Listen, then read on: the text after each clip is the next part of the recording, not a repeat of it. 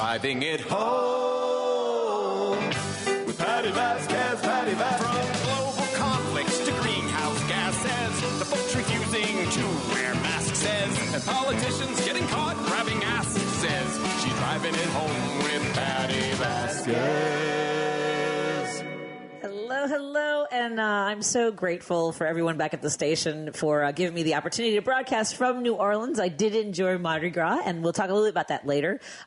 We've got a great guest coming up who has been gracious enough to let me use his home to broadcast today. We're going to talk to Ford Miller, who is a reference librarian and assistant professor at Loyola New Orleans College of Law, and he was raising his hand when Joan was asking about the cases that the Supreme Court hears and how they go about choosing cases. So we'll talk to him about that. We're also going to talk to Greg Palast. I know a lot of folks have been sending me information.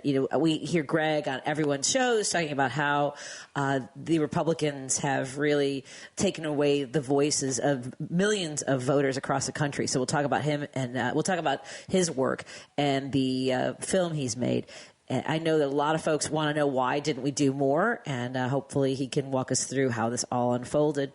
Before we get going, and I know that folks want to call in and talk about whether you want to talk about the address to Congress last night. I did not watch it. I've been getting some of the sound bites. I've been looking at all the fact checking. And any time a president delivers an address like that, there's going to be fact checking afterwards.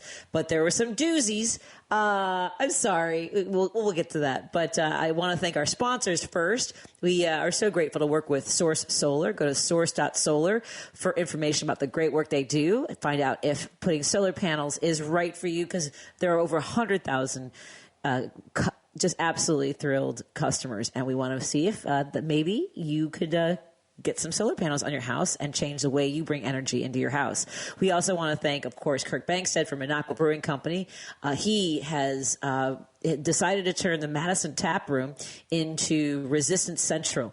So he will be working with a lot of organizations like Indivisible groups. We've got Indivisible Illinois coordinating with them. They've got Indivisible Milwaukee and groups throughout the state of Wisconsin. So we'll talk to him in the weeks to come. I believe we're talking to him tomorrow, actually. And we want to welcome our new sponsor. We want to thank Are You Really Winning? Because March is Problem Gambling Awareness Month, and we are proud to partner with them to help our listeners who may be struggling with a gambling addiction. So we'll be interviewing our friends from Are You Really Winning this Friday. So at any rate, I have been trying not to follow too much of what was going on for the last few days. There's a reason I've been traveling a little bit. It's to choose my own pace. This is, you guys, this is going to be exhausting. A lot of this can be overwhelming, and I'm wondering how you're all managing the information, the stories that are coming out.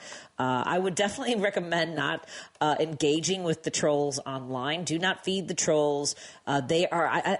Joan and I have been talking about this, about how angry Republicans are. They won. Why are they? Are we supposed to just disappear? Are we not supposed to challenge what's going on? Are we supposed to shut up? I get a lot of that. I'm getting a lot of DMs. Some of them just really nasty, ugly things. And one that kind of cracked me up. This guy was like, "I'll bet you're a white, angry, divorced liberal," and it's like, I mean, do I respond to that?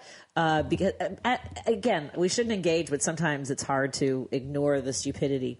So I'm curious as to what's on your mind. Give us a call at 773-763-9278. I've missed you guys. I want to thank Elliot Serrano and Ken Mejia Beal for putting on great shows this week. And I look forward to hanging out with them soon, too. So I know that a lot of folks have been talking about the address last night. And there's also a story going around about how CBS and the White House have been manipulating the numbers as to what the favorability was of the address last night. And, of course, they're going to massage those numbers to make themselves look good. But, look, the favorability of what Trump said last night for 99 minutes, almost 100 minutes, the longest address to Congress in the history of our country, and really, spreading so many lies, making things up, going back to these tried old, just gobbledygook piles of crap when it comes to the things that he references. And then there was this element of, And look, I get that the Democrats wanted to find a way to show their disdain, their disgust. They wanted to protest. I don't know if the ping pong paddle thing was I get it, right? This is not normal. They wanted to hold up signs. I know that one legislator was evicted, even though when Marjorie Taylor Greene and Lauren Boebert screamed and heckled, they were not escorted. I guess there are different rules for everybody. But the moment when he talked about a young man, a child who has cancer, I don't know if that's necessarily the time to sit on your hands. This whole idea of, if they say it, we can't respond. And I get it. Believe me, the fact that they have cut funding to childhood cancer research, yeah, of course that's ridiculous. Of course it flies in the face of everything. But you can still, honestly, can we not applaud for a child who's in the gallery and this is what he's going to remember? Our Democrats sitting on their hands. That's just me. I'm just saying. I think that was a moment we could have at least shown some respect for him. CBS News poll: overwhelming majority of viewers approve Trump's speech. Yes, there's if you follow Aaron Parnas on Instagram, you'll see he covers this and how there's absolutely no way. I believe at one point they were saying 78% of viewers approved Trump's speech. Come on now. Come on. Are we supposed to believe that? I don't think that's happening. I really don't think that's happening. So I have been talking to my friends about some of the stories that he covered. And if you go to my Facebook page, or actually if you go to, there's a group that broke down every single lie and there's the fact checkers from NPR, from CNN, New York Times, a lot of different news outlets. They don't necessarily say lie. They say it needs context, that kind of thing. I'm pretty comfortable saying that he lied about a lot of stuff in his address last night. I have no problem. And there's a group that I follow that went through pretty much every single thing. And I really appreciate the work that so many different people are doing to try to stay on top of these stories, these lies. Here's a Trump address lies. He said that we won the popular vote by big numbers and won counties in our country 2,700 to 525. Trump won the popular vote, but only by a small margin, 1.5%. And this is this whole lie about how there's a mandate is complete BS. And it was one of the smallest margins in modern history, 1.5%. I know that folks have texted me and said, that's what the numbers are. Look, it's a 1.5% margin. He said that illegal border crossings last month were by far the lowest ever recorded, which is false. February had about 8,300 border encounters, far from historic lows. And he says hundreds of thousands of crossing a month. And virtually all of them, including murderers, drug dealers, gang members, and people from mental institutions. Again, with the mental institution thing, the insane asylum, this whole thing about Hannibal Lecters coming across the border. While they were high under Biden, there's almost no evidence that most migrants were criminals or from institutions, and we know that. He was saying that was what happened under Biden. It goes on and on. I don't know if people want to cover all the stupidity, but let me know. Did you watch the address? And I know that Devin's got the phone lines open if you want to call in and share your thoughts on how it went last night, because really I only watched just clips of it, and I'm like a lot of folks. I can't stand the sound of his voice. I can't stand the patting themselves in the back and being overly excited about the garbage that he spews. And now we have a news story out today. The Department of Veteran Affairs is planning to fire more than... Hey, everybody. I am so sorry. We're having some technical issues with my hookup here in New Orleans. My microphone cut out, so I apologize.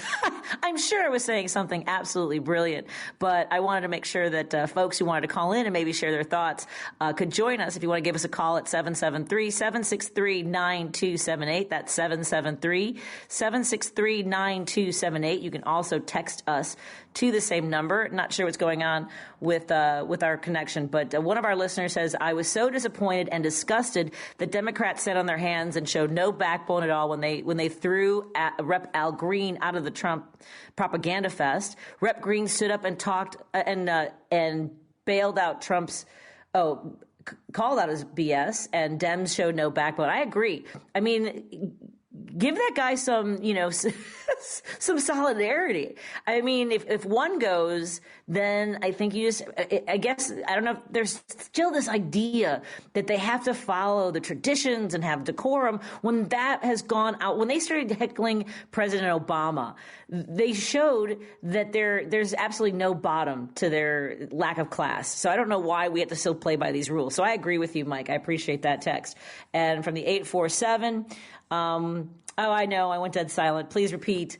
I know. Sorry, but I don't know I'm sure it was in the middle of something absolutely brilliant, my friend. But we want to continue the conversation and hear and make sure that. Oh no! Is it gone again? But let me know. Okay, good.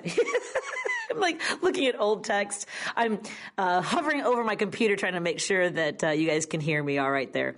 I have been talking to a lot of folks in Louisiana about what's been going on nationally.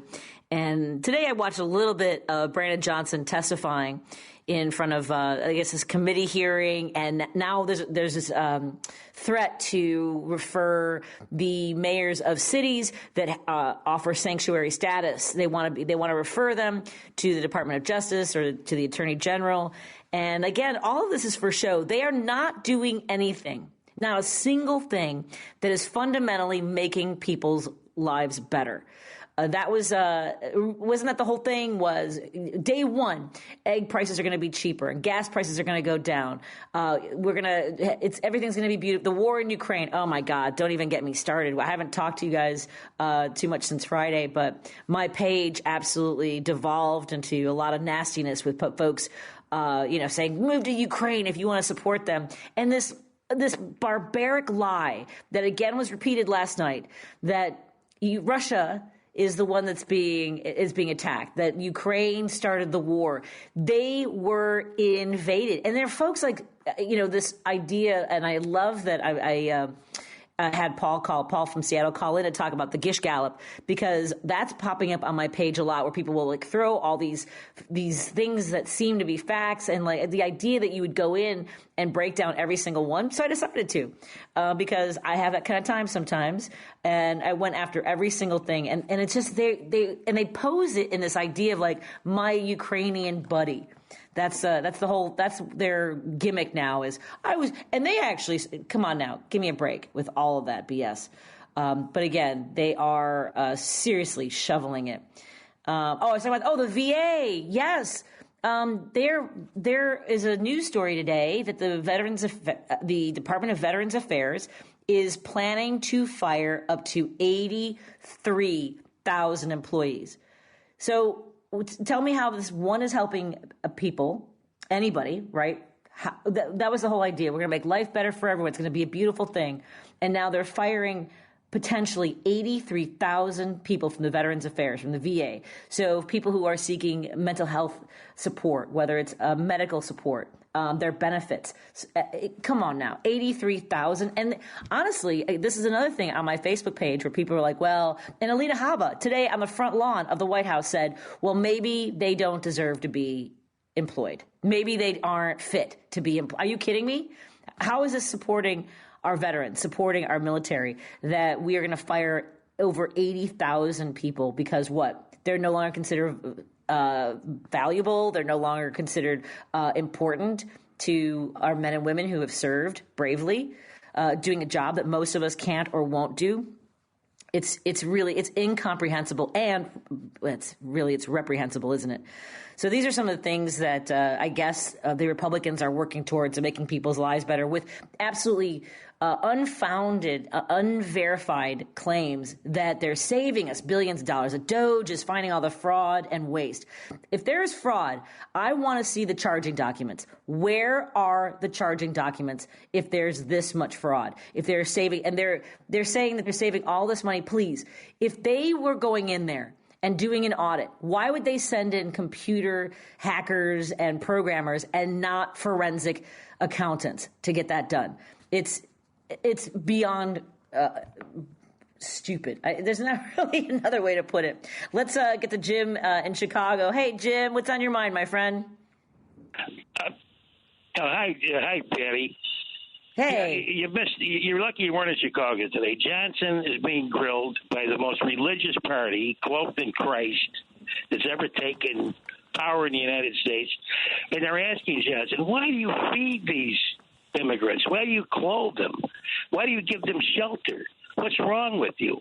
Don't you realize we have Christ in the pulpit in the White House? He's the most Christian man that's ever entered the White House. He'll tell you. And not only that, but his friends, Musk and the other nut that put the vice president installed them. They'll tell you what charity is. They'll tell you what God demands. They'll tell you. Right. Don't ask your own conscience what it is. The nerve, the absolute nerve. It's beyond belief. It's beyond belief. The cruelty of these are Christian people. The cruelest Christians I've ever seen. I mean, I've never even seen the like of them. I've never seen the like of them. I mean, they were not one iota of sense to any of it. Why are you giving these migrants food, shelter, and clothing? Why would you give a homeless person shelter? Or why would you give a hungry person food? Or why would you give your clothes to a person who's naked? Why would you do that? I mean, the way Jim, they say it. I know. And Jim, I don't know if you're aware, but Elon Musk was on Joe Rogan's show saying that empathy is a bad thing, that we shouldn't be teaching kids empathy. And now that's starting to take hold on other, like, these Christian national, like, how, to your point, how do you call yourself a Christian and say that empathy is toxic, that it's not helpful, that it doesn't, I mean, come on. He's nuts. He's nuts. First of all, I don't know who in God's name would watch Rogan anyway. I don't know how anybody would watch it. I know. He's a nightmare anyway. I saw him. Now that they pointed him out, I saw a couple of reruns of that crazy radio show he was on. You know, I mean, oh, that's Joe Rogan, because I never saw him. But the point is, he also said that Social Security is a Ponzi scheme. And he's got everybody berserk over Social Security. In fact, O'Malley, who's run the Social Security administration, and the governor of Maryland, has said, save your money. There's definitely going to come after your Social Security in the next 30 to 90 days. So that's how much warning these Christians are getting. That's how much these Christians. That's their. What is that Afrikaner? What religion is he? He doesn't have a religion. There's no religion in the world. I have no idea. No, money is. Yeah, that's their religion, and that's Trump's religion. There is no religion. Ask yourself this: if the assassin, if God saved Trump from the assassin, what happened to Jack Kennedy? What was he, a devil? And Bobby Kennedy was a devil, and Martin Luther King was a devil. That's why they got shot. Huh? I mean, where does this end? Where does this insanity end? Where does it end? It's I don't know what to do, Patty. I mean, really, I don't know why 350,000 people weren't at that across the street in Lafayette Park last night. I can't believe the citizens of America are that zombieized and dumbed down that they wouldn't be. There should have been 350,000 people in that park last night, screaming their lungs out about this imposter, this insane imposter. I mean, it's unbelievable. What's happened to the Americans? My God, I was in Washington, D.C. in '69 with the Black Panther Party and the Weather Underground. We didn't have a computer or anything else. We just picked it up in the wind. We knew to go to Washington. We knew to go there. And that's how we got there. We rented a car, whatever the hell we had to do to get there. We got there. And how the hell nobody was out there is, it's unbelievable. It's unbelievable. And then 70% of the people, are you going to tell me that 70% of the people enjoyed that debate last night? Well, the only word I heard was golden. He keeps it up with that golden. Everything's golden. He have a gold statue in Gaza. He's going to have a gold statue of himself in Gaza in front of his hotel. He's going to have a gold statue. When he put him on Mount Rushmore, are they going to put him in gold? Or crypto, because that's what they're going to try to get us at, is crypto. They'd love to get us at crypto, because then they can really control us. Yep.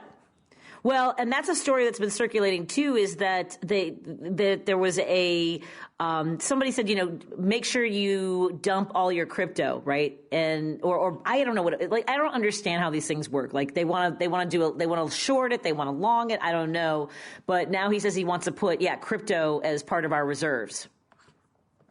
Son you said he studied the Bible. The last chapter of the Bible says the Antichrist will control us through our money. We won't be able to move around without his mark. And that's where we're headed with these maniacs. And why there weren't a million people at Cross Street and Lafayette Park last night is just, I'm absolutely dumbfounded by it. To let this idiot go on and on and on. A rapist with 34 felony counts. Stole it. Wouldn't give the peaceful transfer of power. Why aren't they out there? Or maybe they don't care anymore about America. Maybe they believe this baloney that money is God. Maybe they really believe that. That has to. They really do. It has to be that. Well, that's what they believe. Well, God help them out of Lent today, Patty. You got a little bit of rain on you down there.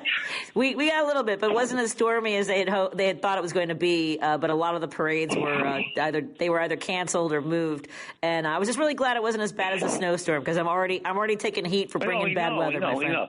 Yeah, I know, but it sounded a little beat. But anyway, take care, Patty. Thanks for taking my no call, worries. Patty. Thank you. Good luck. No worries. Appreciate. Hey, Jim, do me a favor. Do some meditating. I always worry about Jim. Jim's got to take some deep breaths. Let's go to Dave in Hoffman Estates. How you doing, Dave? Hey, all of this on Ash Wednesday too, huh? Yeah, exactly. Yeah, for the good Christian guys. I know. Pardon? What's on your mind, my friend? What's on your mind? Well, you were talking earlier about that with that VA, with this guy this Christopher Cyrick that told the top level officials that he had an objective to cut enough employees to return to the 2019 staffing levels of just under 400,000. This will require, terminating tens of thousands, like you said, of employees after the VA expanded during the Biden administration, and as well as to cover veterans impacted by burn pits under the 2022 PACT Act. They're also going to get, nailed in that, when he starts cutting. Right. The people that got all the cancer and all that. Did you see something where there was a representative, I believe it was out of Texas, who had died shortly after the State of the Union? Yeah, I did hear about that. He was 70 years old, and he was just in the first several weeks of his term. It was really sad. Yeah. Cause I don't know, had he been like governor or something before he came to be a representative? I haven't had a chance to look further. Yeah, no, I'm not sure, but it was a really sad story. I agree. Yeah, and lastly, so you get others there that when Trump and Vance were making fun of President Zelensky last week, how come they don't ever say nothing about Fetterman? I know. Yeah, because they do. People do. I know people do though. They say things about. But Fetterman, he's kind of like he's getting to be like taking the baton from Joe Manchin. I know, isn't that wild? It's crazy. So, well, and here to your point though, I still can't wrap my mind around the fact that Musk was wearing a baseball hat in the Oval Office. I mean, like it's respectful to take your hat off. So yeah. Yeah, and his young son Buttigieg. Yeah. Exactly. Anyway, let me clear Thanks, Dave. Right, stay Appreciate safe, it. And we'll talk to you again. Thank you. I appreciate it. Have a good one, Dave. All right, let's take a break here. When we come back, we'll continue taking your calls at 773-763-9278 and more after this on WCPT 820 Heartland Signal. We're listening to Driving It Home with Patti Vasquez. There's so much that goes on behind closed doors. On WCPT 820. Again, we are proud to be partnering with Are You Really Winning? And so when you find yourself betting and thinking about gambling all the time, when you lose more than you win, and when gaming is affecting your job, relationships, and more, Are You Really Winning? Folks are here to help you because you are not alone. Call 1-800-GAMBLER or visit areyoureallywinning.com. Again, that's areyoureallywinning.com. And thank you again to our newest sponsors, to Driving It Home with Patti Vasquez, so we can have these great conversations. I know the phone lines are lit up, so thank you all for joining the conversation. Our next caller is, we have our friend Roosevelt calling. Hey, Roosevelt, what's on your mind, my friend? Patty, welcome back. Yes. Oh, no, you're not back. Well, kind of. I'll be back tomorrow, I promise. I'm sure everybody at the station's like, please, don't do this again. Hey, my brother-in-law lives in he lives close by New Orleans, but he used to. He plays the trumpet, so he's all over the place. Casinos. Oh, wonderful! Yeah. I love that. Veteran for 22 years. Oh, thank you. Hey, listen, couple of things I wanted to bring up. The first one is the comedian from Australia. Have you heard anything about that? And can you play any of that? Because I believe Joan played it, but I don't remember hardly any of it because I was busy. I have not heard. Is he making fun of Trump's speech last night? Or give me some of the. Yeah, that's what I heard. So I can't give you an example of it, but that's the one thing. See if you could research it. But from what I hear, I will. It's funny. Sure, I'll see if I can get some clips up tomorrow, and I'll check it out. And I'm proud and happy that I didn't watch 1 second of it. And yep, same. I told my mother, and she didn't watch it either. Because here's the thing. I've always said this. He doesn't have any new plan. It's the same garbage, the same people. And what's amazing is, well, not amazing. I'm using the wrong word. But the media has a lot to do with this. I think it's time to kick both of them out, and I do mean it. And the first guy is Trump because nobody talks about his age, the condition he's in, the mistakes he makes, the boneheaded. I've been trying to compare him to somebody in comedy, somebody we grew up with. I'm thinking of Gilligan. I'm thinking of Barney Fife. But even those guys, did good things, And that's my point. Everything he does is destroyed. It's destroyed. I mean, and I'm going to make a prediction, and I kind of came to the conclusion that this is because of his recent past, and the guy we know is a coward. So when he makes these things, these bold moves that he makes, and that's exactly what it is. It's a move to see what happens. So when people say they wanted him to shake it up, he's shaking it up all right. Look, there was a thing that you just mentioned a little. Go ahead. No, you're right. I mean, I'm shook. I'll tell you that much. I'm shook. And there's something you guys just mentioned about the veterans. He throws not spaghetti. He throws beans, spaghetti, you name it, up against the wall, against the refrigerator. And look, he walked it back already as far as the car industry. And that's what's going to happen with this Mexico and Canada thing. I don't think it's going to last a month. Because he's hurting, first of all, he's hurting the people that gave him money. Second, he's hurting the people that voted for him. Those are the people that are being hurt.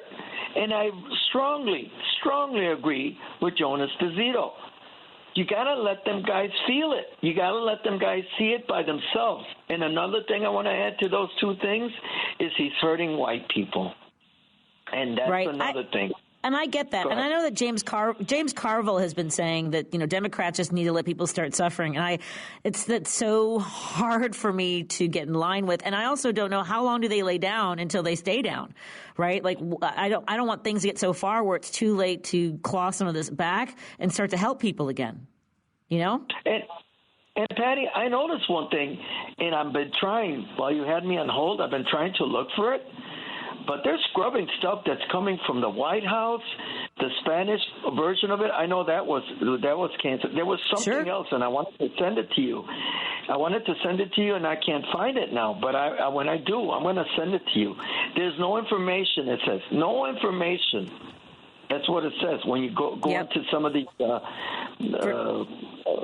websites. Sure, for some of the departments, some of the programs we used to that we had, right? Yeah, Yeah, so that's another thing. But the media has a lot to do with it because of the fact that they don't push. The media should be pushing him to the point. Explain yourself, and they let it go. Yeah, and they let it go. And another thing is this Marjorie Taylor Greene and then knucklehead from Denver, from Colorado, or what's her name, Boebert. Right. They started from the cuts I've seen. They started barking to throw the gentleman out, the guy that got thrown out. But notice the double standard. Where's the media saying, "Hey, wait a minute. What about the guy Joe Wilson that said you lie? He wasn't kicked out when he said that to Obama." No. So this double standard, the media has a lot to do with it. And like I said before, these type of things, the media should be, they should be going all over the place. It's ridiculous what he says. It's ridiculous what he does. It's time to get this guy out of there. He's out. He's got to be out. He's going to destroy. And you know one thing? Look. Go ahead. No, go ahead, Roosevelt. The guy from Ontario had it right. Did you see the video? Yeah. Tell folks. What I heard, which one? Which one is this? The one with the they're taking all the products, the American-made products off, or the guy from Ontario is getting ready to cut the electricity to Minnesota, New York, and Michigan. Oh yeah, that's right. Yeah, and I believe Joan played a little bit of the interview he had on MSNBC with Nicole Wallace. Oh, well, that's not her name. Nicole, is that her name? No, Nicole Wallace? The Republican. Yeah, that's right. Yeah. Former Republican, yes. But that's exactly what he needs. He needs not only, because he's bluffing, give him a dose of his own medicine and then pile it up on top of that. Make him hurt. You know what I'm saying? Right. Make the people that he hurts to hurt him, because it's about time for payback on this guy, man. It's enough. I agree. I know. But here's the thing: there's too many powerful people who want him there, and are going to keep him there. That's the problem. And I don't know if you saw this. Did you see where he patted Justice Thomas on the shoulder and was like, "Thank you, I owe you"? No. Yeah, that was like he was shaking the hands of some of the justices. And yep. One more thing, guys. So at any rate, okay, about this guy. Okay. Yeah, I'm sorry. I'm trying to get ahead of myself here. But what that guy, notice what happened. I'm going to go back to last Friday. What that guy, I didn't know who he was, and I found out. It's Taylor Greene's boyfriend that yelled. Yes, the reporter. Yup. Yeah. So notice that asked him if he owned a suit. Let's make sure people know. The reporter who asked President Zelensky if he owned a suit is Marjorie Taylor Greene's boyfriend. How despicable. Yeah, and you know, Patty, that's the point. That's my point. The media is even helping him. Did you see the optics? I mean, when the camera was way back, I mean, all the media, there's a lot of media in the state. It was all a setup. I mean, even by looking at it without even a word. Oh, I agree. Yep. No, there are people. I know. And there are people who say that Zelensky let his emotions get away from him, and that's why it went south. Come on. It was always going to go that way. They were always going to ambush him. Why was Vance in the room when he hadn't been there with other world leaders previously? Come on now. Right? Can I say one more thing? Oh, my God. Marco, go ahead, Roosevelt. Go ahead. Yeah. Marco the Rat Rubio. He's a rat. He's a rat. Yep. He's a two-time rat. And 2 weeks ago. Yeah, go ahead. Weeks ago, and Rubio gave a passionate speech, I think, in 2000, I can't remember, it was years ago, saying that we had to have Ukraine's back, that we needed to protect them from Russia, that we needed to be involved. And then 2 weeks ago, Lindsey Graham was talking about how great of a partner Zelensky was, and then he's in front of the microphone saying he's garbage and we can't work with him. It's a disaster. Yeah, I hate to say it, but I hate to admit it, but you're right. So hopefully the media will wake up, but I don't think so. I mean, not the way things are going. Double standard. Thanks, Roosevelt. Yeah, I know. Thanks, Roosevelt. Have a good night. I'm so sorry that Jim from North Chicago dropped off. I wanted to talk to him about the VA cuts. So let's go to Marcy in Chicago. Hey, Marcy, how are you doing today? It's if you really want to know, I am trapped in a mental facility because I've spoken out against the government. I am a veteran. My friends put up a Facebook page, The Truth About Marcy Weber. Something very tragic happened when I was on leave from law school over 15 years ago. My primary care provider was medicating me with pill after pill after pill, and I completely lost my mind. I was attending Divine Mercy Shrine masses there, and what was interesting is that the people that had government jobs, this is over 15 years ago, we're talking about the people are going to exist for the state and the children will be raised by the state. And I'm like, what are they talking about? Anyway, in 2010, something horrible happened, and I was found not guilty by reason of insanity. And I was sent to Elgin Mental Health Center, where I refused to take medication and became brutalized for it. Increasing over the years for 10 years, they brutalized me, everything. I actually have a pending lawsuit against 28 people at Elgin and Chicago Reed Mental Health Center. And madinamerica.com, Robert Whitaker's site, put my story. Throughout the media, there's constantly facts that are inaccurate. And the mainstream media took 6 years for Christy Gutowski from the Tribune to write the prescription meds were involved in my situation. And I've been battling these people in IDHS. The system that I'm under is run by a narcissist. A psychiatrist said to me, James P. Corcoran is a narcissist. I watched a woman last night who they placed next to me in a room where she slams the door all the time. She's the only one that doesn't have a bed bolted to the floor, which they put the bed so that you can't lean against the wall or anything. There's no desk in there. It's freezing cold. This poor girl, I finally did a painting of her and put it on, my friend put it on the Facebook, The Truth About Marcy Weber, because she's emaciated. She looks like she's from Dachau. Last night, I could not get the doctor to do anything for her. I sneaked crackers into her room. We have no internet access. I'm calling you from my friend's cell phone, and because this phone blocks your number. Department of Public Health is blocked from here. Human Rights, OIG, nobody does anything about this. We're expected to sit and stare at a TV, and I'm on a Spanish unit, ironically. Last night when the president was speaking, I asked them to put it on English because the two Spanish people understand English. They refused.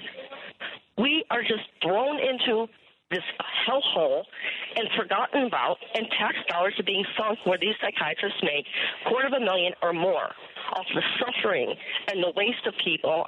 And mind you, I had 5 semesters of law school. I did a ton of volunteer work, North Country Arts Council in New York, teaching kids how to paint in upstate New York. It's a depressed area, the libraries. I actually, interestingly enough, did a citizen suit for Peter Henner when I was doing pro bono work for an America Scholarship, and I contacted Robert Kennedy's office at PACE and said, hey, can you help us with an amicus brief for the suit against Crossgate Mall for polluting Crumbkill Creek?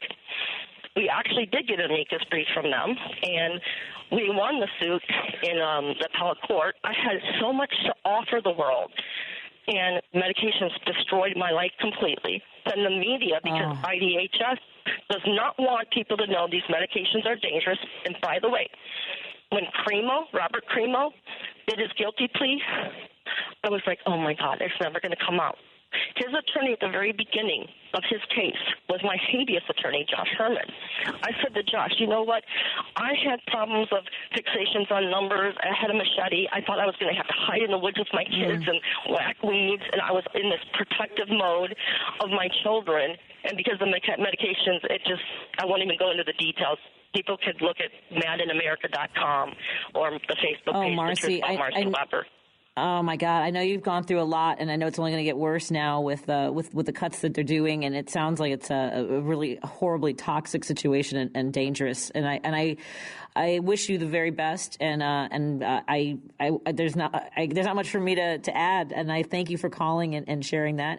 Let's take a break here, and we'll come back with more conversation on WCPT 820 Heartland Signal. You're listening to Driving It Home with Patti Vasquez on WCPT 820. Thank you so much as we continue to drive it home. And I know the phone lines have been lighting up. If you want to join our conversation, 773-763-9278. That's the number to call or text. And we'd love to hear from you. You know, Cindy from Huntley's on the line. Cindy, I know this news every day seems like something horrible is happening. How are you doing today, Cindy? Are you hydrating? I'm hanging in there. Yeah. Yeah. It's you know, as a senior at this point, I'm turning 70 years old, and I'm retired, and I'm not going to live a life of luxury. But I need my Social Security, and the lies that they told last night, when the numbers and the people who are ever age, that's baloney. It's and people are like soaking it up. I mean, I think we were starting to get people to realize that billionaires are, you know, getting tax cuts and our Social Security is going to be, you know, being gutted or whatever. But I just can't believe that they believe there are people getting Social Security at 369 years old. Give me a break. Yeah. And you're right. They eat that stuff up without blinking. I'm like, oh yeah, you said that. Yep. You know, but they in the very beginning, they said 69 million people who are 150 years old. Yep. No. That's not actually true. It's 69 million in the system who don't have a date of death. You know, or there's ones from 19. I mean, they don't realize. I mean, people go back and try to. You can figure it out. You're just filling your heads. Who do they think's walking around with all our Social Security money? Right. You think that someone's just picking up the mail for their great-great-grandma that died 50 years ago? No. And to your point, they are inactive. Those Social Security numbers are inactive.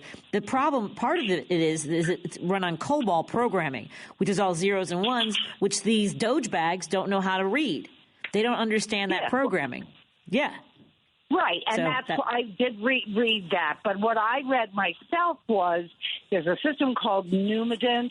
There's several systems. In fact, at 115 years of age, it automatically cuts you off your Social Security. There is a woman, and I was trying to search for the oldest woman in the United States. Her name is Elizabeth Francis. She's 114 years old and 260 days or something. I mean, she's right at that point. I don't know what to do. When you get cut off, you got to reapply. I mean, if she's still alive, you can't not give it to her. But you know, there's people in there. There's people over 100 years old, but there's nobody in there. I get very frustrated, and it's very scary to me that he's sitting there quoting all these numbers. And people are going to, go right back into the, thinking there's myths that someone's been stealing Social Security and that's why it's going to go defunct in 2035. No, it's going to go defunct, people, because they've never done anything to fix it. Yep. Yeah. Now they want to fire. They want to fire 7,000 people from Social Security. And the idea, all these memes and all these folks. Do you know anybody who's ever gone to Social Security or tries to call them? No. Is it bad? Is it long wait times? I'm guessing not easy. Oh, right? Yeah. I mean, you really literally have to call. It was and it happened right before COVID. I decided to take my Social Security early. I got a job a month into it. Said, nope, I'm going to withdraw. So we did the withdrawal. I got 2 payments. I have to pay those back. Correct. Oh. I wrote the check. They deposited the check. But it was coming through saying you didn't pay us, and COVID hit.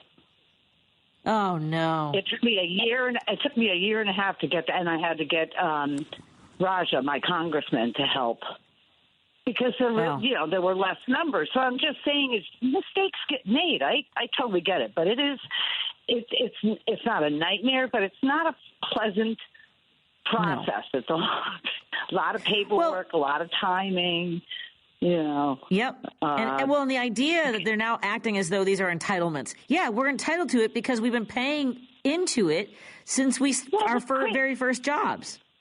The crazy thing is, and I don't understand why people don't, and it's not, I'm sure they're tired of hearing billionaire, billionaire, billionaire. Those people are never going to need their Social Security. They don't even know anybody who has Social Security. I mean, unless they're maid or somebody in their home. I mean, I'm not trying to diss on them for being wealthy. I'm trying to say that there are so many of us who depend on this, and we're not going into retirement with, $20 million in the bank. We're not going into retirement with $2 million in the bank. Yeah. No, it's something that is owed you. It's like beyond them. I mean, that was, and him addressing us, and I don't just mean the legislators. I think right behind that whole, they're never going to be happy. They're never going to smile. They're never going to stand. Yeah. He's talking about all the millions of us who did not vote for him. He has He is not a president for Americans. To help us. Exactly. I just don't understand how they can. The vets, I finally felt like in my lifetime, it's not perfect, and offices can be very far away from a vet. 2 hours to go to a VA hospital or something. Yep. I finally felt in my lifetime that they were getting better at giving them the best services that they can. That's going to go out the window, it seems. Yeah. It's heartbreaking. It just how could you do this to them? It just makes no sense to me. And yet there's one thing that he never addressed. He never addressed that last night, the tax cuts, which is even the minuscule amount of them taking that number from 17 and putting it back at something reasonable would help so much, and yet you guys you don't address it. No, and here's Obviously, the thing to your point about the VA, right? And to your point about the VA, the cruelty is the point. I've got to run to the news, but thank you so much for calling. It's good to hear from you, my friend. I appreciate your time. Take care. Right. Thank you. Stay hydrated. Okay, bye. All right, I will. Let's take a break here. When we come back after the news, we're going to talk to Greg Palast. You've heard him on all of our great shows here on WCPT. We're going to talk about his film, Vigilantes, Inc., America's New Vote Suppression Hitmen. That'll be coming up after the news. Let's take a break here and be back after this on WCPT 820 Heartland Signal. Driving it home with Patti Vasquez, Patti Vasquez. From global conflicts to greenhouse gases, the folks refusing to wear masks says, and politicians getting caught grabbing ass says, she's driving it home with Patti Vasquez. Thank you so much for joining us as we continue to drive it home. And we want to say hello to our friends listening in the evenings on KTNF AM 950 Minneapolis, St. Paul, the progressive voice of Minnesota. Of course, we're broadcasting out of Chicago on WCPT 820 Heartland Signal. And you can go to the heartlandsignal.com website if you want to listen to our show live. You can also tune in on the TuneIn app. I'm actually not broadcasting out of Chicago. I am in New Orleans. And I want to thank everybody back at the station for making this broadcast possible. And I want to thank our sponsors. Thank you to Source Solar, your source for solar in Illinois. Go to source.solar and set up an appointment to see if your house is ready for solar panels. I also want to thank our friends at Monaco Brewing Company. Of course, Kirk Bangstead is holding on the line of progressive values in Wisconsin. So go to monacobrewingcompany.com and find out where you can pick up some progressive brews or progressive wines, woke coffee, and he's got some great sodas. And now he has joint sessions with Delta 9. So find out where you can pick up some of those great products or T-shirts or baseball hats to share your progressive values proudly. And we want to thank our new sponsors. Are You Really Winning? March is Gambling Awareness Month, and we want to make sure that you have the support that you need if you find that gambling has become a problem in your life. And we'll be talking to our friends from Are You Really Winning this Friday night. And again, I'm broadcasting from New Orleans, which is crazy because in Chicago, I believe Greg Palast is actually in Chicago, but I don't get to hang out with him in studio. Greg Palast, how are you doing, my friend? Okay, throw me something, mister. So how'd you like the Mardi Gras? Oh, my God, it was amazing. It was fantastic, and I had a great... Have you been to New Orleans for Mardi Gras? I worked for the city of New Orleans as an investigator of corporate fraud for a while. So one of my cities. Yes. Well, I mean, I'm sure you had your hands full, and I know a lot of folks know you for your investigative reports. Chicago was a handful too. Yeah, no kidding. Well, I do want to learn more about you because I've heard you on Tom Hartman's show. I've heard you with Joan and with Richard Chu. So it's my turn. So I love the work that you do, and I know that for a lot of folks, it's heartbreaking to know what happened in this election. But first, I want to know more about you. Where did you grow up, my friend? Well, I grew up in the anus of Los Angeles, in the poorest barrio of LA, still is, and reached escape velocity. Went to the University of Chicago and studied under that dwarf fascist Milton Friedman. Then taught at the University of Indiana statistics and economics, and then went off to become an investigator for the Justice Department. Then a journalist for The Guardian, BBC Television, and the Rolling Stone. Using my investigative skills, and I ended up, while doing a lot of corporate fraud work and taking on in Chicago, taking on ComEd and People's Gas.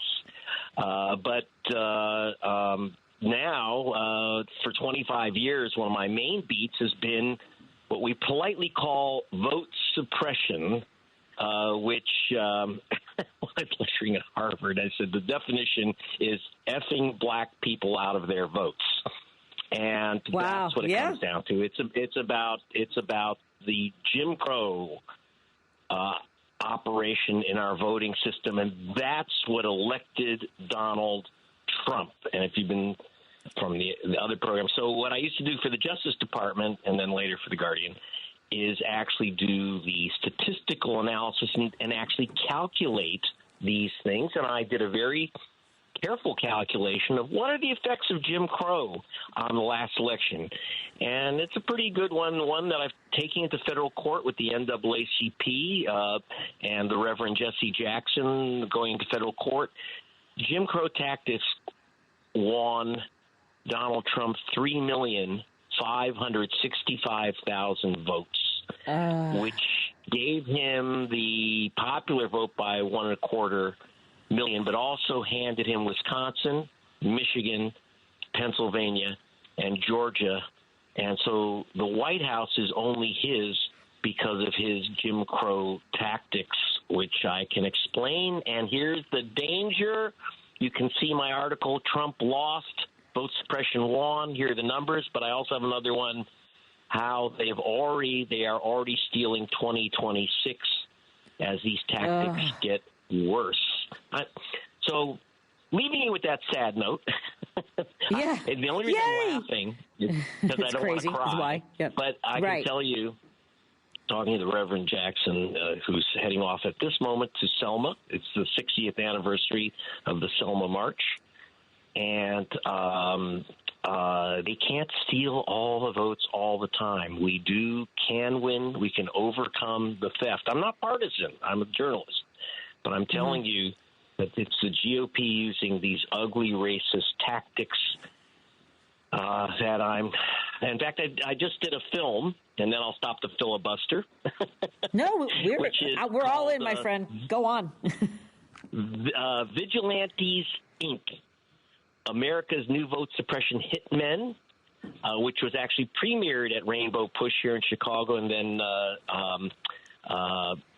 Leonardo DiCaprio, bless him, with Jamie Foxx has made it available for free, the film, because they think it's important.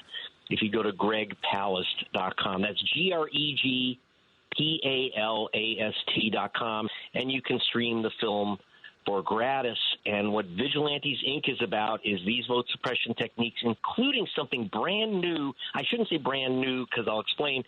An old Klan tactic. In 1946, the Ku Klux Klan set out to challenge members of the Klan, to challenge every black voter in Georgia. They were successful enough to elect a Klansman as governor, who was Gene Talmadge was about to get arrested by the FBI because this is against the law.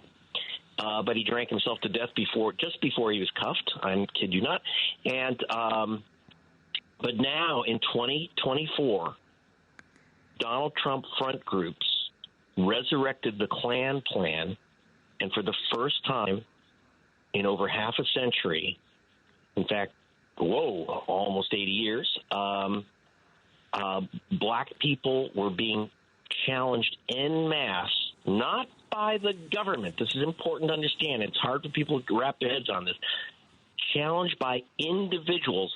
I can say Patti Vasquez doesn't live in Chicago. She shouldn't be allowed to vote in Illinois. Now, who's Greg Palast to say that? Well, I could be, a Klansman or except now they switch their white sheets to spreadsheets. These are literally self-appointed vigilante vote hunters, and under the laws of 24 states, leftover Jim Crow laws from the 40s and 50s, an individual can challenge another individual's right to vote, and they're doing it en masse. By August of last year, before the election, one organization, True the Vote, a Trump front group, proudly announced that it had challenged already 317,886 voters. We have their lists, almost entirely voters of color, saying that, and every single one of these was a false claim, and they were targeting, ready for this, these great patriots, the GOP, targeting black soldiers. So if you're assigned, for example, Major Gamaliel Turner, I just got off the phone with the major, career military, 70 years old, career military. This guy was assigned from Georgia to based in California, and the chairman of the Georgia GOP in southern Georgia challenged his right to vote, saying he didn't live in Georgia. A black soldier denied his ballot. And this one guy challenged 4,000 people. And if you watch, you'll meet him in my film. We have the major confront the guy that challenged him, this vigilante. And I confront a woman, you'll see in Vigilantes, Inc. I confront a woman, a GOP operative, works for Marjorie Taylor Greene. She personally challenged 32,000 voters. This is how Trump took Georgia. And the challenges are also mounted in Pennsylvania. There are other tricks that they use. Pennsylvania, Georgia, Michigan, Wisconsin, there was this massive wipeout of voters of color in those states, and that's what gave Donald Trump the presidency. Now, I know a lot of our listeners have been having these conversations and hearing the work that you've done and exposing all of this. I think what makes a lot of people crazy, is then, how are they not held accountable? If we have all this information, if we know that this is happening, why can't we stop them? And why can't we hold them, accountable and have justice? Okay. Have you noticed? Well, we don't have justice. We now have an injustice department. We used to have a Justice Department. We used to have an FBI. Now we've got Kash Patel and the Injustice Department. There was a Civil Rights Division that's supposed to be the voting cops. It's now the Civil Wrongs Division. And I will say, there was, I don't know what happened, maybe something in the air vents or the system. Under Biden, of course, the voting rights activity of the Justice Department was in a coma. They did nothing. And so what happens is that part. That's what's heartbreaking. And one of the things that happens is that, however, I have done besides my journalism, which you could read my reports and my films and watch me running around chasing people in my fedora, I do technical stuff. So I wrote a technical report for the ACLU, and then the voting rights groups, including Reverend Jackson's lawyers and NAACP of Georgia, Black Voters Matter Fund, went to federal court. And we've had quite a bit of success. I've successfully sued the governor of Georgia. I went to Wisconsin. The only reason Biden took Wisconsin 4 years ago was that they were about to wipe out 130,000 voters through a purge of the voter rolls. And I teamed up with the experts that work with Amazon U.S. Postal Service. We went through every single name on the purge list, and almost none of them were voters who should have been removed. But what was suspicious is that almost everyone, we mapped it, was in a black precinct in Milwaukee or student housing in Madison. This is the games, and we were able to stop it 4 years ago. We couldn't stop it in 2024 as Republicans had more influence in Wisconsin. Right.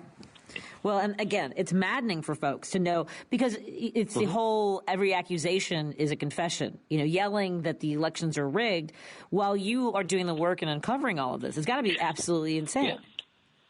Well, I mean, Trump is right. The election was rigged. He and his cronies rigged it. And that's one of the problems, is that a lot of the U.S. media will do stories on vote suppression tactics, like, the voter IDs, purges, et cetera. In fact, both, and even vigilante work. And the New York Times has covered my work, so has Washington Post. But after the election, they won't ever say, remember we told you about hundreds of thousands of people purged in Georgia? We never told you about the vigilante challenges. Remember we told you about defective ID? They never go after the election and say, well, did that change the election? They never do that. And it's time that we say, the reason Republicans do these things is because that's how they win elections. They do it for a reason. And what the problem we had was when Joe Biden, and I don't like to make fun of the cognitively impaired, but Biden said anyone who challenges the results of a U.S. election is undermining democracy. Well, when you remove Major Turner from the voter rolls because he's a black soldier assigned to another base, I'm sorry. That's how you rig elections. That is a rigged election. Trump lost if not for these tactics. And we have to do something about it. So we will. Don't count on the parties. Don't count on the government. And certainly not this government. So when you say that... Yeah, go ahead. Go ahead. Please. No, please. I want more. I want to give you hope. Like I said, we were able to stop the purge in 2020 in Wisconsin. Black Voters Matter Fund. People should... You want to be helpful? Join Black Voters Matter. You don't have to be black. You just have to believe that black voters matter. The ACLU was helpful. Rainbow Push. Hey, if you're in Chicago and you're not going down to Rainbow Push headquarters and say, what can I do? Then don't complain. This is your work. This is what we need you to do. It's the 99% versus the 1%. We got the numbers. They've got the cash. Right. But we can do this. We can protect the vote. And you know what? If Trump won fair and square, I'd say, okay, that's democracy. But when you do it through these, Musk and Mr. Afrikaner, Mr. Apartheid, Mr. Illegal Alien is running our system, I'm sorry. We have to stand up and not despair. Well, and that actually brings up something else, because you were talking about how you've worked as you've done investigative work when it comes to corruption. Mm-hmm. Would you ever in your wildest dreams think that we would have people going into our computer systems, getting all that data, who were essentially 19, 20, 22-year-old kids with no experience of being forensic accountants or any investigative skills whatsoever? I mean, what madness is this in Doge? Yeah, I mean, I work for the Justice Department. If I said I want to see the Social Security files, they'd say, no, we were going to arrest you. You try that, buddy. And instead, and here's what I'm really worried about, especially with AI. These guys, for example, Agent Orange last night, Musk's vice president gave that speech last night and said... and started talking about 31 million people on the Social Security rolls who, are dead or don't exist or whatever. Well, go arrest 31 of them. I'm just asking you to arrest 1 in a million. You mean you can't find, with the great Kash Patel and the FBI, you can't find 31 out of 31 million people getting checks they shouldn't? Go arrest them. They keep talking about fraudulent illegal alien voters. The Heritage Foundation, which came up with Project 2025, said that there are between 500,000 and 1.5 million illegal alien voters registered by the Democratic Party. So if there's 1 million of them, tell you what, give me 10 names. I have actually called them to say, just give me 10 of the names. By the way, if they're illegal voters, I'll go and arrest them. I just want 10 names out of a million. And if they're registered to vote, you have their names and addresses.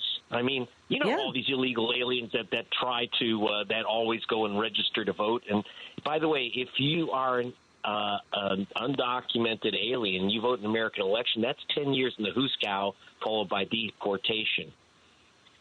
And so one of the ugly things that they're trying to do right now is called the SAVE Act. Patty, you won't like this. I know. Go ahead. I didn't take my husband's name, but that doesn't mean that we're not all in danger. Go ahead.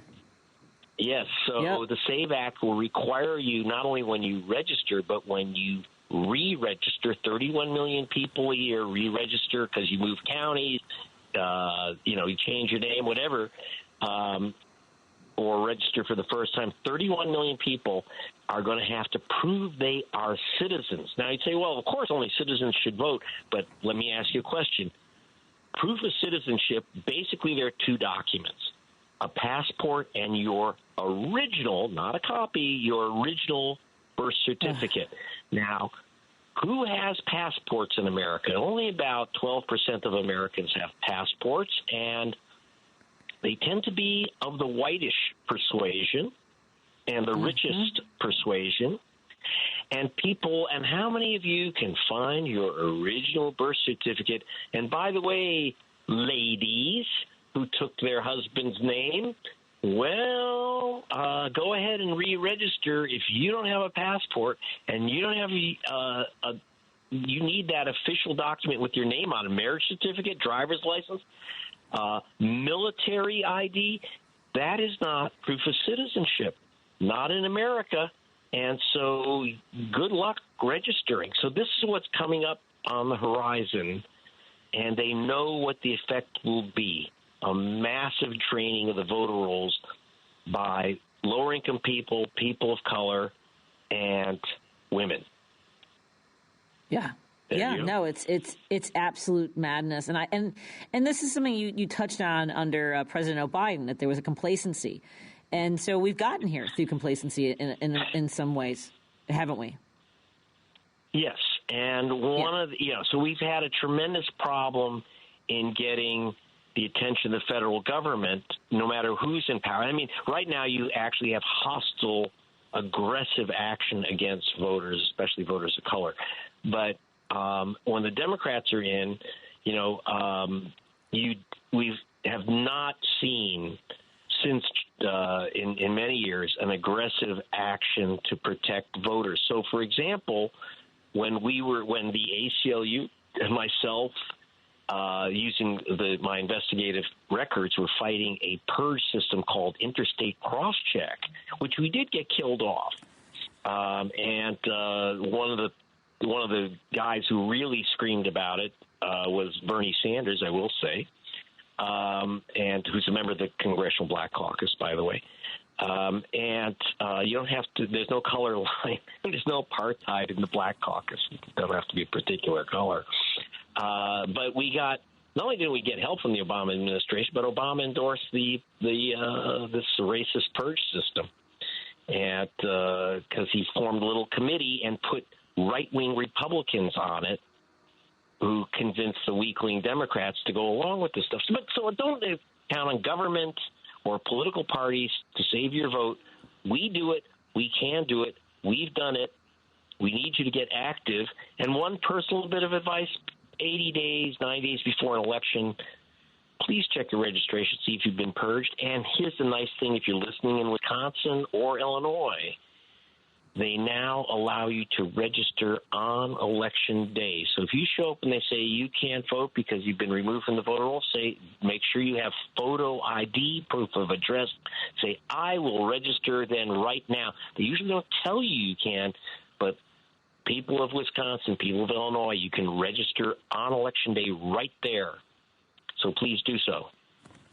Yeah, I think that you're absolutely right. I think being informed is going to be a big part of it. You mentioned also getting involved and showing up at places like Rainbow Push. What other kinds of advocacy can we do for voters to make sure that they're on the rolls and their vote is protected?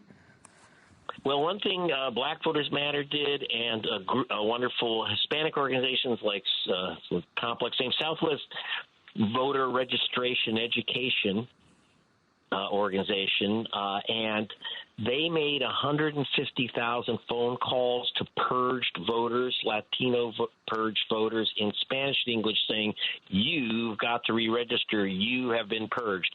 We have to get – so Black Voters Matter Fund sent out tens of thousands of postcards telling people they had to re-register. That was focusing on Georgia, which is how Georgia turned blue. And it will only turn red because they just cranked up the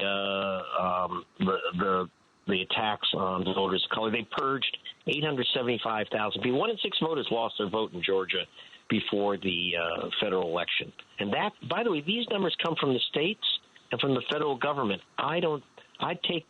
They actually put out these numbers. I just know where to look for them. And so you can join these organizations. We need not only registration drives, we need re-registration drives. So if you join these organizations, say, I will go to people's homes, get them re-registered. I will contact people to reverse the challenges and to challenge the challengers. We've had the only reason Biden was able to win 2020, not only did we go into federal court, but we had billboards with the narrator of my film is Rosario Dawson, the wonderful Rosario, and we also put out billboards all over the city, big electronic billboards above Atlanta saying, you could be purged, check your registration. We ran a massive campaign to get people re-registered, and that's how Biden was able to win Georgia in 2020, which shocked people. It didn't shock Georgians. They knew the votes were there. You just had to get them out of chains. Yeah, unbelievable! Such great work, and I know we're all grateful. Go ahead, Greg. No, it's okay. So, and you know, we also have to. I also tell people very important. One of the big issues we have to deal with now. If you're a Democrat, you're 51% more likely to mail in your vote, which is why there's been a massive attack on mail-in balloting. And so, for example, 10 states, according to the Brennan Center for Justice at NYU, those are terrific people, stay in contact with them. The Brennan Center noted that 34 laws have been passed in 20 mostly red states that are restricting voting. 10 of those laws specifically are shuttering ballot drop boxes, which are favored by African-American residents in places like Atlanta and Houston. Those are now shuttered by law to make it harder for black people to vote. So then you have to rely on the post office to get your mail-in ballot. And, you know, Agent Orange is about to privatize it. It was already slowed down, but now good luck. Don't mail in your ballot if you can avoid it. I'm a journalist always on the road. I have to mail in my ballot. And if you can, vote in person early. So if there's a problem, you can fix it, including registering on the spot. There's about 18 states now that let you register on Election Day. So get ready. There's other things. In the 2024 election, 1,216,000 ballots, provisional ballots, were rejected. What's a provisional ballot? If you show up and your name's on the voter roll, a little lady behind the desk says, just fill out this ballot and put it in this envelope. They'll count it later. No, they won't. Nope. According to the federal government, 42.3%, that's close to half of the provisional ballots, are never counted. And if it weren't biased, it wouldn't matter. That's federal government number. Federal government also noted that you're 300% more likely to be shifted to one of these provisional ballots, which don't get counted. 300% more likely to be shunted to that ballot if you're black, Hispanic, or Asian American. And here's the number that should really shock you. We have mail-in ballots. 2.1 million mail-in ballots were rejected in the last election. 2 million ballots.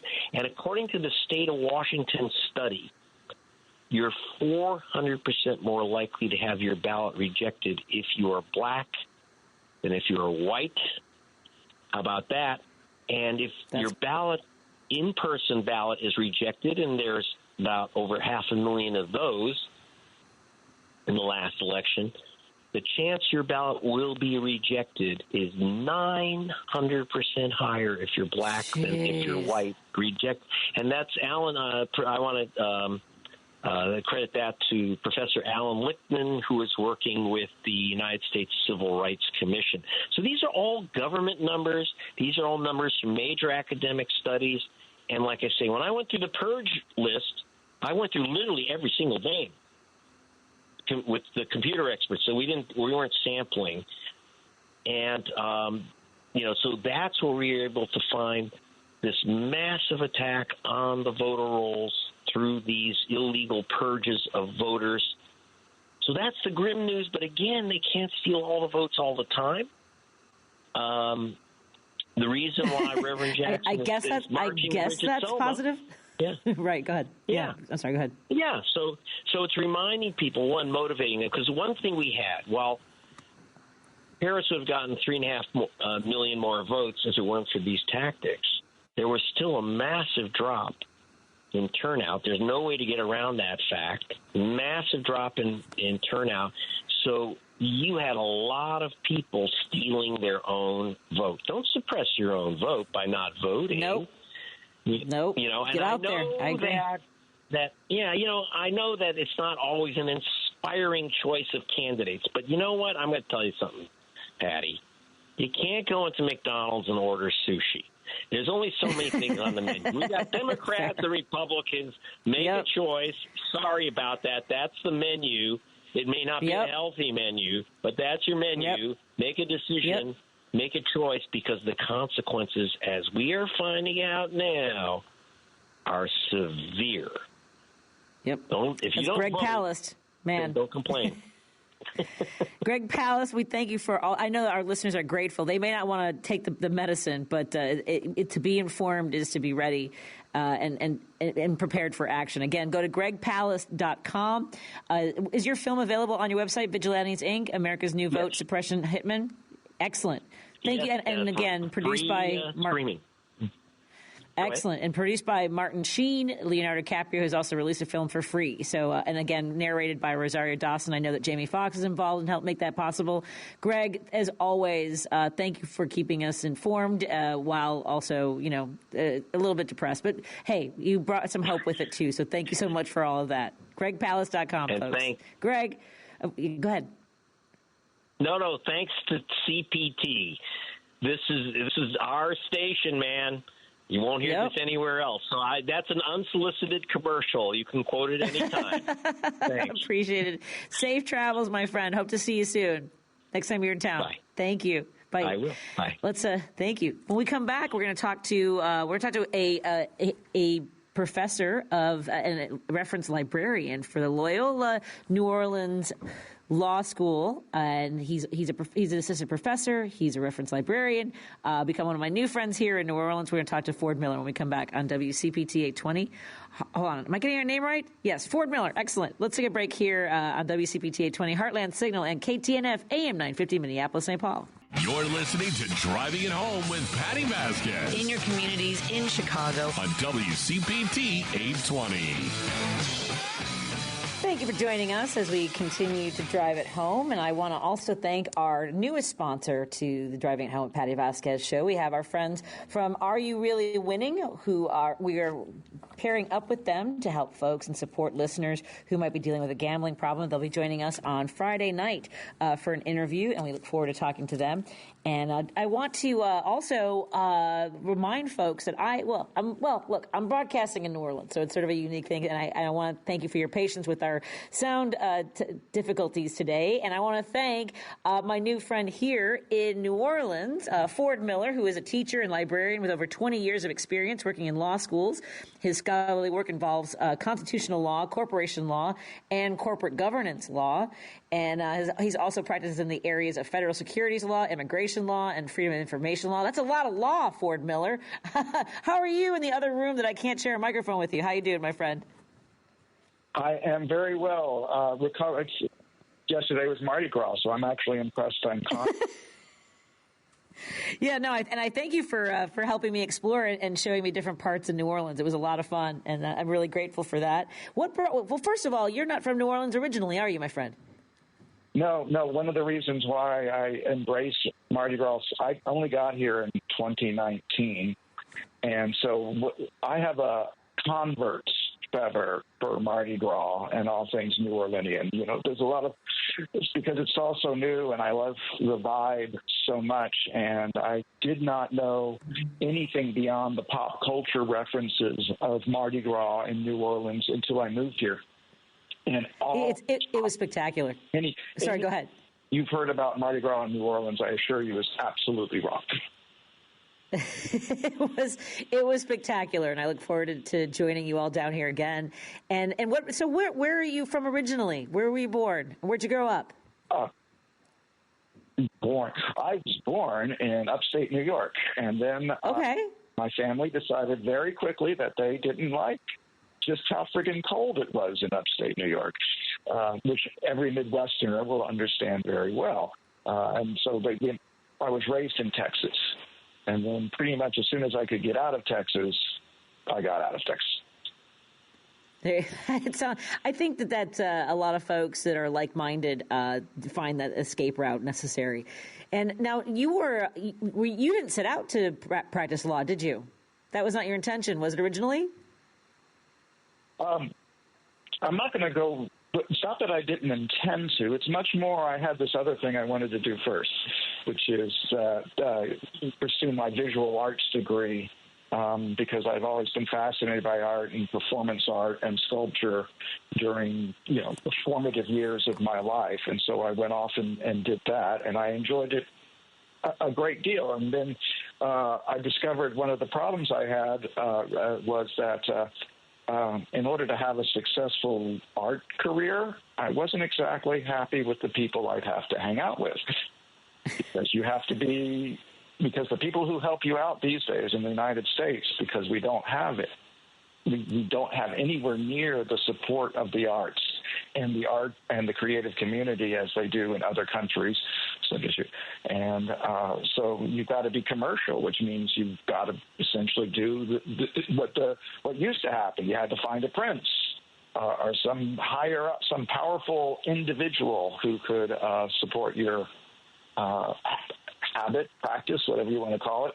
And so I stepped out of that system. I was like, I'm going to make my own art, and I've been making art for over 30 years at this point, but it's not something, it's this whole closed system for me. I'm like artists like Joseph Cornell, there's a whole slew of underground artists who are only discovered once they're dead.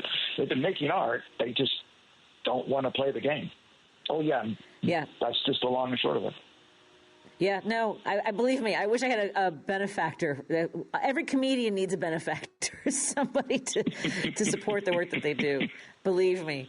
So what was the decision to go to law school? What was that moment for you, or was it kind of a build up to it? It's actually, I was always fascinated with the law, and so I sort of bifurcate. Personally, I bifurcate it this way.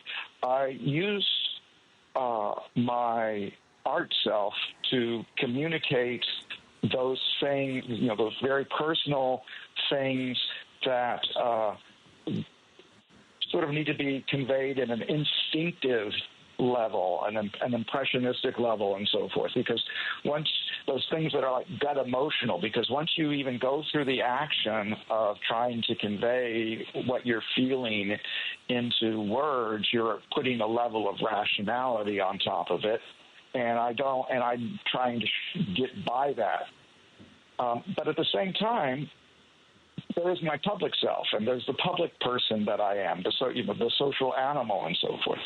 And so law is the way a society organizes itself. You want to recognize a society, you see how it actually organizes itself, and the things of like who makes the laws, how you determine what is a law. There's a lot of not just what they say you will do, like, freedom of speech, freedom of religion. It's also how you make law and how you can say this law, you have a rule of law versus a bunch of laws that sound really good on paper. And that always just fascinated me. Always, always, always. And therefore, I wanted to know how it worked. And so I went to law school. I thought it was to be a practicing lawyer, but I really went to law school to learn how it works. Like, make it make sense. We are talking to Ford Miller, and my new friend here in New Orleans. He's a reference librarian and assistant professor at Loyola New Orleans School of Law. We're going to take a break here and come back and talk to him. There's a few things I want to ask him, and I'm sure that I know that we have to ask about executive orders versus laws, and there's a lot of other things. But folks, if you have any questions that perhaps you want to pose to Ford, you can text at 773-763-9278. I think we might be having you join us every once in a while when we need a legal expert, my friend. So hold on, everybody. We'll be right back after this on WCPT 820 Heartland Signal and KTNF AM 950 Minneapolis, St. Paul. You're listening to Driving It Home with Patti Vasquez. There's so much that goes on behind closed doors on WCPT 820. Folks, March is Problem Gambling Awareness Month, and we are so proud to welcome our new sponsor to the Driving It Home family. Are you really winning? Betting, gaming, wagering, no matter what you call it, gambling can take many forms. And for some people, gambling can lead to financial problems, relationship problems, depression, anxiety, but you don't have to feel out of control. Problem gambling can be managed and treated, and we're here to help you because you are not alone. Call 1-800-GAMBLER or visit areyourellywinning.com today. And I want to turn to, we're going to talk to our friends from Are You Really Winning on Friday. I have some personal stories to share about my family and our own issues with gambling. And it'll be a long conversation. And I want to turn back to our guest today, who has been gracious enough to open his home to let me broadcast from his living room. I'm hunkered down over a laptop with a jacket on my head, and he's in another room on the phone. So Ford Miller joins us. He's a reference librarian and assistant professor at Loyola New Orleans University. Is it Loyola University New Orleans? How am I supposed to say this? It's Loyola University of New Orleans. We all refer to it as Loyno to separate us from the Loyola University that's in Chicago and the Loyola Marymount University that's in Los Angeles. And oh boy, Loyna. Okay. Loyna. So you have this experience in law. You've practiced law. You've written works in relation to your expertise, and you've now become a reference librarian. And one of the things that I think a lot of folks would say, what's going on in the news is all law, like all the law, that people breaking laws, people pushing laws. We heard our friend Greg Palast, but you don't follow the news, do you? No, I do not follow it on the microcosm, the daily basis and so forth. I sort of hang back and wait and look for patterns after the fact and so forth. But I think there's just too much information out there, and you can kind of get overwhelmed, and you can start actually spending more time trying to gather information and not as much time as evaluating information. So that's sort of that's the biggest reason why I've stepped away from trying to follow everything going on at every moment. It's information overload, I think, is a real thing, and I'm trying to control it in my own life. Well, and that's one of the reasons I was telling our friend Susie that's one of the reasons why I've been coming down to New Orleans is to set my own pace because it is too much. You also wanted to talk a little bit about information literacy. I mean, it's one thing to take it all in and then try to, like you said, evaluate it. What would you say is a way for folks to have more information literacy? Okay. Funny you should ask that. Let me hang on one second. I can bring up something. Well, see, the idea behind information literacy is to recognize that you can't just trust something that somebody says for its own. I mean, we all know about fact-checking and so forth because that's what we've been living with and so forth.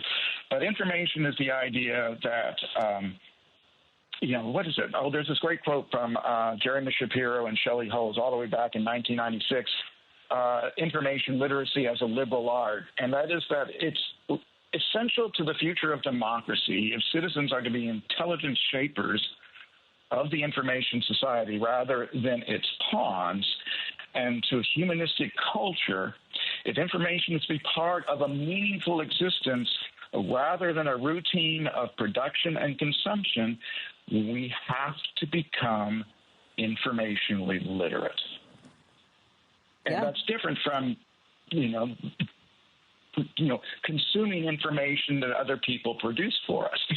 And by the way, I'm going to start with information literacy right now. Don't trust anything I say. I'm talking to your listeners. Don't trust anything I say. Do not. Absolutely question me to the core. Yes. And, if I say anything, like Jeremy Shapiro and Shelley Hose say this in 1996, well, go look and see if I'm right. Don't trust me. Because that's the first step is to say, oh, I heard this, so it must be true. Now, what kind of resources would you say are bad? I mean, for me, I'll Google something pretty quickly, but not go to just one source. What are some of the elements of being information? Yeah, go ahead. So the thing is like one of the things I tell people all the time is, I ask people when I'm lecturing on this, how many people use Wikipedia, and I raise my hand and everybody else raises their hand and so forth because it's fun and it's easy to get to and et cetera and so forth. But then we have to ask ourselves, how much do we trust Wikipedia? And the answer has to be absolutely not. So why do we trust something like the Encyclopedia Britannica more than Wikipedia? And the reason why is that Encyclopedia Britannica hires the experts in an area of knowledge to write about it. It's like, for example, they got Alfred Hitchcock to write about the movie-making process. I think John F. Kennedy has an article somewhere in there about lawmaking, things like that. I mean, they get the people who are practicing it. Gordon Wood, who was very important in American history in the 80s and 90s, they wrote it. So they're the gatekeepers. I mean, of course, you can't just trust an expert because they say they're an expert, but at least you have something to go with when you're starting to evaluating. And then if Wikipedia and the Encyclopedia Britannica agree with each other, well, then you're pretty solid that that's more likely than not to be correct. So that's evaluating information. Where does it come from? It's called the author method. Who's the author? How was the message researched, and what is the purpose of the message? That's the foundation of evaluating information. Yeah, because, I mean, like, all of a sudden, you're right, everyone's an expert because they heard someone say something, or there's a particular news outlet that might be bending towards their own political ideology, and they like the way that sounds, right? I mean, that's sort of that confirmation bias. Oh, yeah. But even within that, for example, I do read the Guardian and the Economist, and the Guardian is of the left political persuasion, and the Economist is of the right political persuasion. But they also very much consider their reputation based on the objective accuracy of their facts. Now, because the Guardian is left-wing, its stories, the choices it makes are going to be left-wing, so I have to incorporate that's their bias. Same thing with The Economist. The Economist, who I think endorsed Kamala Harris, is generally speaking a right-wing organization, and they're libertarian, and so that's their bias. But both of those things are far more likely to be accurate, that you can trust them, than anything that Rupert Murdoch does. I mean, it used to be the Wall Street Journal. You may not like its editorial page, but you can trust its reporting page, and that's not quite the same way anymore. And certainly, you start going down. You go down to the New York Post, another great New York Murdoch publication, I think, in New York City. You can't trust that sucker at all. Yeah, it's been getting insane trying to find good sources. We've got about a minute left, and one of the things, I think people have for a long time thought that the courts or, the judicial system was where we would at least have some sense of, well, quite frankly, justice, and it doesn't feel that way anymore. What are your thoughts on, basically, the courts aren't going to save us anymore, and not that, did they ever?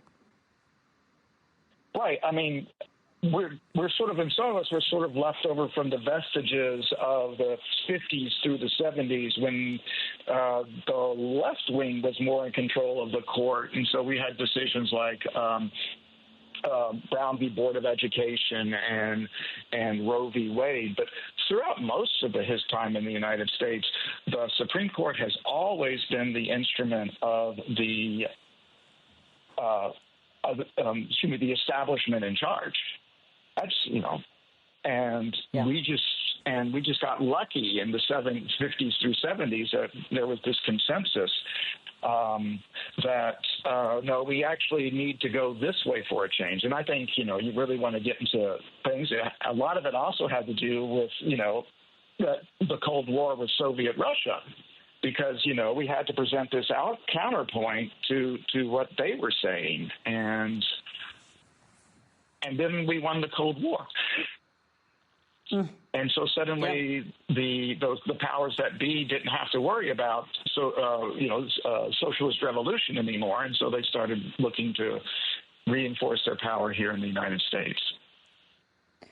Man, it's been a great conversation. Ford, I hope you'll join us again. Unfortunately, I won't be in your living room next time we speak on the phone, but if you would consider joining us and sharing your legal expertise, we'd appreciate it. Ford, do you have any social media platforms that folks should follow you on and keep up to date on? Absolutely not. No Remember artwork? that thing where I said I was outside of the system and not doing that? No, I can. Okay. I'll give you sites to my articles. That's about it. All right. Well, we'll talk to Ford Miller again soon. Everyone, thank you so much for joining us. Thank you to our sponsors. Are you really winning?